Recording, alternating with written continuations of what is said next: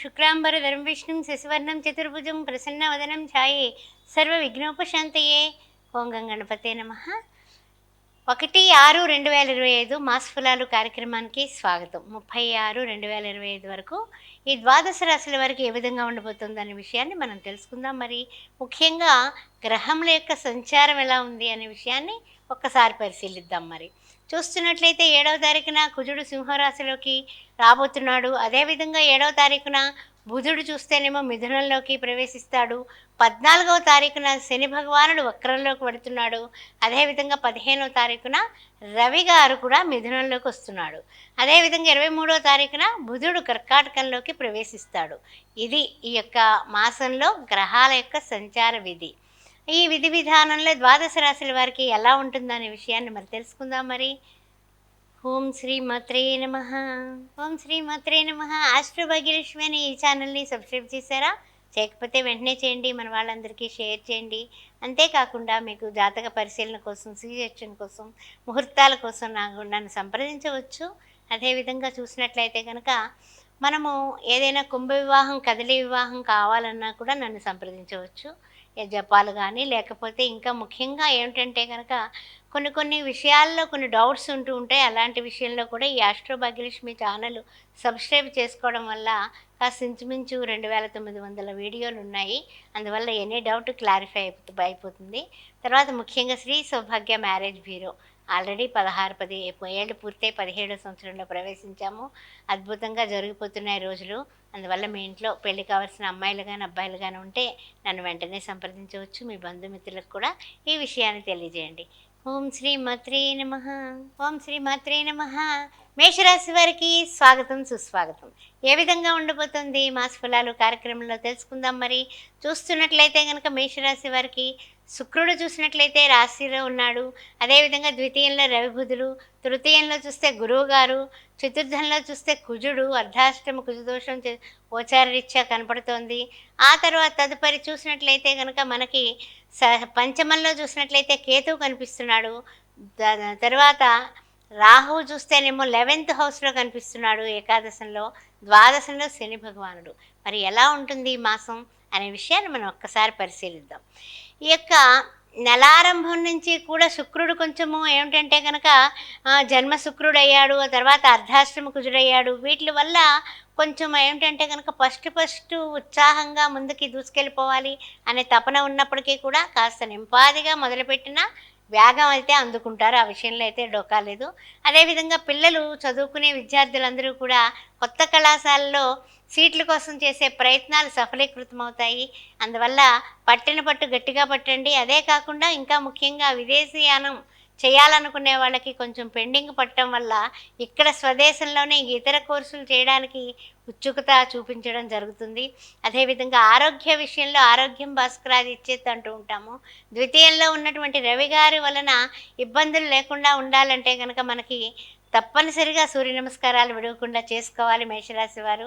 తదుపరి చూసినట్లయితే కోర్టు వ్యవహారాలు, వ్యాజ్యాలు వీటి వల్ల మీకు ఏంటంటే కనుక కొంచెం ఆర్థికంగా అన్ని రకాలుగాని కూడా పరిష్కారాలు అయితే అన్ని రకాలుగాని కూడా ఒక మంచి మాట అంటే ఏమిటంటే వ్యాజ్యాల విషయంలో కానీ, ఏదైనా వ్యవహారంలో కానీ, తీర్పుల విషయంలో కానీ మనకి ఫర్గా ఉంది అనే మంచి మాట తెలియడం ఈ మాసంలో పెద్ద మంచి విశేషం. అదేవిధంగా చూసినట్లయితే కనుక అనారోగ్యం, ఆర్థిక విషయాలందు ముందు జాగ్రత్త చర్యలో ఉండండి. ఎలాగా అంటే కనుక అనారోగ్యం రాకుండానే చిన్న పామునైనా పెద్ద కర్రతో కొట్టినట్లుగా మీరు జాగ్రత్త పడటం చాలా తెలివైనటువంటి పని. తర్వాత ప్రణాళికాబద్ధంగా డబ్బులు ఖర్చు పెడితే కనుక డబ్బులకు ఇబ్బంది ఉండదు. ఆ విషయం గుర్తుపెట్టుకోండి. ఆర్థికంగా ఓకే, కానీ కూడా తదుపరి మనకి ఇబ్బందులు లేకుండా చూసుకోవడం అనేది చెప్పదగిన ప్రక్రియ. తర్వాత చూసినట్లయితే కనుక భార్యాభర్తల విషయంలో కూడా కొంచెం బంధువుల వలన ఉత్సాహం ఏర్పడి అన్ని విధాలా కూడా ఇద్దరు ఐకమత్య ధోరణితో ముందుకు వెళుతూ ఉంటారు. వాళ్ళు బంధువుల వలన కూడా మీ ఇద్దరికి ఇంకా సఖ్యత పెరుగుతుంది ఈ మాసంలో. తదుపరి చూసినట్లయితే కనుక మీ ఆలోచనలు క్రమక్రమంగా పైకి ఎదిగేటటువంటి వ్యవహారం కనపడుతుంది. అదేవిధంగా షేర్ మార్కెట్ రంగంలో పెట్టుబడులు పెట్టబోతున్నారా? తప్పనిసరిగా మీరు సక్సెస్ అవుతారు ఈ మాసంలో, తిరుగులేదు. హ్యాపీగా ముందుకు వెళ్ళవచ్చు. అదేవిధంగా కొంచెం ప్రేమ వ్యవహారాల్లో ఉన్నవాళ్ళు ఈ శుక్రుని ప్రభావం చేత కొంచెం మనసు అటు ఇటు లాగుతూ ఉంటుంది.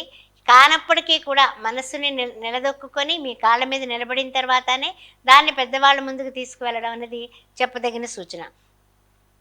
తదుపరి ఏమిటంటే గనక పెట్టుబడులు, క్రయ విక్రయాలు వీటికి ఒకటికి 2 సార్లు అంటే షేర్ మార్కెట్ అయ్యుండొచ్చు. అదేవిధంగా ఏదైనా సరే మనకి లావాదేవీలు ఇచ్చుకుని పుచ్చుకునే కార్యక్రమాలు అయ్యుండొచ్చు. ఏదైనా సరే అంటే ఇప్పుడు చూడండి అమ్మడం గాని, కొనడం గాని వాటిలో కూడా మీ పేపర్స్ ఎవ్రీథింగ్ అన్నీ చూసుకొని ముందుకు వెళ్ళండి. అంతేగాని ఇప్పుడు చూడండి తాటాకు మంటలాగా టక్కని వచ్చేస్తుంది లాభం. ఆ తదుపరి గబక్కన పడిపోతే షేర్ మార్కెట్‌లో కూడా ఇబ్బందే గాబట్టి, ఈ విషయంలో కొంచెం జాగ్రత్తగా ఉండడం చెప్ మీకు చెప్పదగిన సూచన. తదుపరి ముఖ్యంగా ఏంటంటే ట్రాన్స్‌ఫర్సు, ప్రమోషన్సు మీకు తొందరగా రావాలి ట్రాన్స్‌ఫరు, కోరుకున్న చోటుకి వెళ్ళాలి అని ఉద్యోగస్తులారా అందరూ కూడా ఆలోచిస్తున్నారు. కానీ ఏంటంటే గనక, ఈ మాసంలో కదలికలైతే ఉన్నాయి. కానీ అదేంటంటే మీరు ఆశించినటువంటి ప్లేస్‌కి రావడం అనేది 50, 50 ఛాన్స్‌లా ఉంది. అదే విధంగా చూసినట్లయితే గనక సాహసమైన నిర్ణయాలకి దూరంగా ఉండడం చాలా మంచిది.